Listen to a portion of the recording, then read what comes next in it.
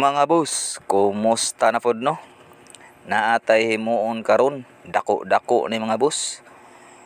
Propeller center bearing. Mao na iyang bearing mga boss oh. Salamat ka sir nga nisalig sa ato der no. Naa daw mapalit ani mga boss pero dili ganan si sir kay dali ra daw maguba. Nangita siya gatong binuhat nga ligid mga boss, ligid sa loader yang gusto ipapabrikit. Ato ning i-replacement ang iyang propeller center bearing mga boss. Mao na atong materialis na porma na nato mga boss. Fast forward lang ta ni mga boss no kay dugay-dugay man gud ni himuon nga rubber bushing.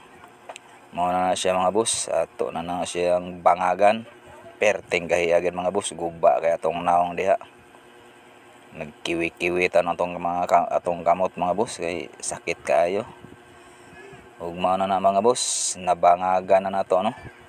Mano-mano lang gyapon tong gamit sa pagbangag diha mga boss. Ug mao na siya. Porma ng center bearing. Pass forward mga boss. Okay, mao na siya ang atong finish. Ato na lang ng designan gamay para mosulod sa iyang housing. Mao na siya mga boss oh. Og salamat kay mga boss sa inyong pagtan-aw ha. Paki-support na lang sa akong page mga boss. Og paki-share na lang.